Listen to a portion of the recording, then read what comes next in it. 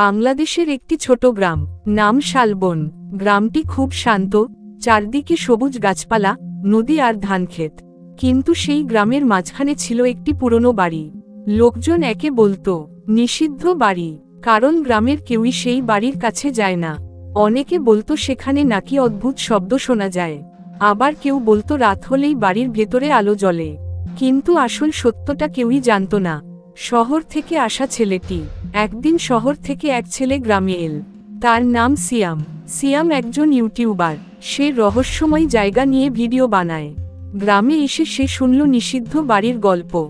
সে গ্রামের একজন বৃদ্ধকে জিজ্ঞেস করল, চাচা, এই বাড়িতে কেউ যায় না কেন? বৃদ্ধটা একটু চুপ করে থাকল, তারপর ধীরে বলল, বাবা, ওই বাড়িতে 25 বছর আগে একটা ঘটনা ঘটেছিল। কি ঘটনা? বৃদ্ধটা চারদিকে তাকিয়ে নিচু গলায় বলল, ওই বাড়ির মালিক ছিলেন একজন ডাক্তার। তার একটা মেয়ে ছিল। হঠাৎ একদিন তারা দুজনেই অদ্ভুতভাবে মারা যায়। কিভাবে, কেউ জানে না। বৃদ্ধটা শেষ কথা বলল। কিন্তু সেই রাতের পর থেকে বাড়িটা আর স্বাভাবিক নেই। ভিডিও করার সিদ্ধান্ত। সিয়াম খুব উত্তেজিত হয়ে গেল। সে ভাবল, এই বাড়ি নিয়ে ভিডিও করলে নিশ্চয়ই ভাইরাল হবে। রাত 12টার দিকে সে ক্যামেরা নিয়ে নিষিদ্ধ বাড়ির দিকে রওনা দিল। চারদিকে ঘন অন্ধকার, শুধু ঝিঝি পোকার শব্দ।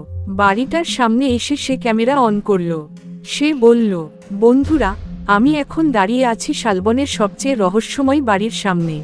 হঠাৎ কররো, বাড়ির দরজা নিজে নিজে একটু খুলে গেল।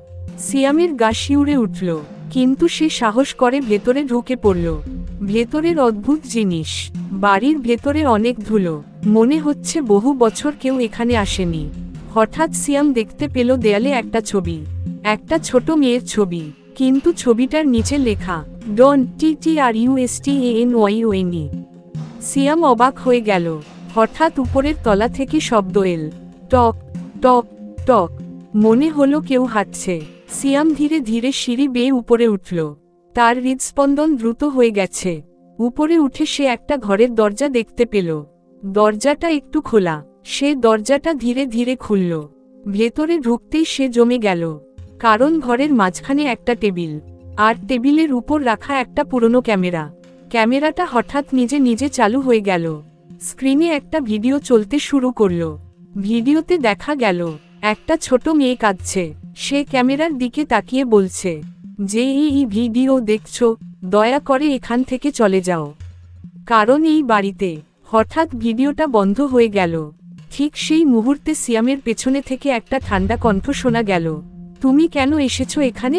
সিয়াম ধীরে ধীরে পিছনে তাকালো, আর যা দেখল, তারপর সেই রাতের পর থেকে সিয়ামকে আর কখনো খুঁজে পাওয়া যায়নি।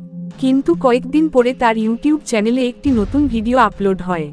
ভিডিওর শিরোনাম ছিল THEHOUSKNOWSYOURNAME।